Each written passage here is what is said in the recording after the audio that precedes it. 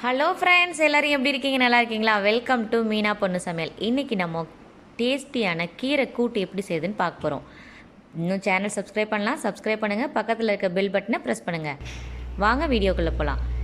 Ingredient: கீரை ஒரு கட்டு, ஒரு ஆனியன், ஒரு டொமேட்டோ, சிறுபருப்பு பாசிப்பருப்பு 100 கிராம், தேங்காய் 1 கப், சோம்பு 1 ஸ்பூன், கடுகு உளுத்தம் பருப்பு 1 ஸ்பூன், மஞ்சள் தூள் 1 ஸ்பூன், பெருங்காயத்தூள் 1 பிஞ்ச் எடுத்துக்கோங்க, ரெட் சில்லி தாளிக்கிறதுக்கு 1 நம்பர் எடுத்துக்கோங்க, தேவையான அளவு எண்ணெய், தேவையான அளவு உப்பு, ஒரே க்ரீன் சில்லியை நம்ம தேங்காவும் அந்த சோம்பு அதோடு சேர்த்து அரைச்சி வச்சுக்கலாம்.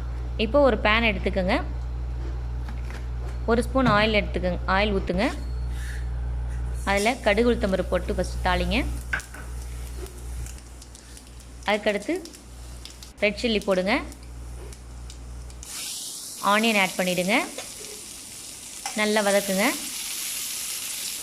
ஆனியன் வந்து அந்த டிரான்ஸ்பரண்ட்டாக இருக்கிற மாதிரி வதக்குங்க.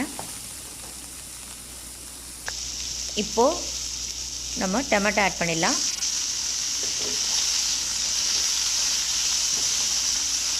டொமேட்டோ ஆட் பண்ணும்போதே உப்பையும் சேர்த்துருங்க, தேவையான உப்பு. மஞ்சள் தூள் வந்து நான் பாசிப்பருப்புலேயே போட்டு வேக வச்சு எடுத்து வச்சுருக்கேன். நல்லா வதக்கி விடுங்க எல்லாத்தையும். இப்போது நம்ம வேக வச்சு வச்சுருக்கோம் இல்லையா, அந்த பாசிப்பருப்பை அதில் சேர்த்துருங்க. நான் மஞ்சள் தூள் லைட்டாக தான் போட்டிருக்கேன், ஏன்னா கீரை வந்து அந்த கலர் மாறிடக்கூடாதுன்னு. அவ்வளோதான். இதுக்கப்புறம் நம்ம தேங்காய், அந்த சோம்பு, பச்சை மிளகாய் 3த்தையும் அரைச்சி வச்சுருந்த அந்த விழுது தேங்காவை ஊற்றிடுங்க, நல்லா கலந்து விடுங்க. இது ஒரு கொதி வரட்டும். இந்த டைமில் பெருங்காயத்தூள் போட்டுடுங்க. அதுக்கப்புறம் நம்ம கீரையை நல்லா சின்னதாக, தண்டுலாம் சின்னதாக இருக்கணும், தண்டெல்லாம் தூக்கி போடாதீங்க, தண்டில் தான் சத்தே இருக்குது. ஸோ எல்லாருமே கீரை சமைக்கும் போது தண்டை நல்லா நார் உரிச்சிட்டு சமைங்க. கழுவுங்க நல்லா கீரையை, ஏன்னா மண் இருக்கும், குழந்தைங்களுக்கெலாம் கொடுக்குறோம்ல, அதனால். அதே மாதிரி கீரையை சமைக்கும் போது மூடி போட்டு சமைக்கக்கூடாது.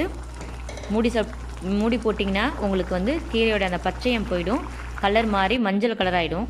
ஸோ நீங்கள் எந்த கீரை சமைச்சாலும் மூடி போட்டு சமைக்கக்கூடாது.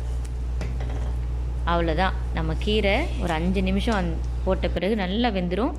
பாருங்கள் எவ்வளோ சூப்பராக கலர்ஃபுல்லான ஒரு டேஸ்டியான கீரை கூட்டு ரெடி ஆகிடுச்சு. நீங்கள் ஒரு குக்கர் சாதம் வச்சுருந்தா கூட இந்த கீரையை சாப்பிட்டுட்டே இருப்பாங்க, கேட்டுகிட்டே இருப்பாங்க. தேங்க்ஸ் ஃபார் வாட்சிங். Please like, share.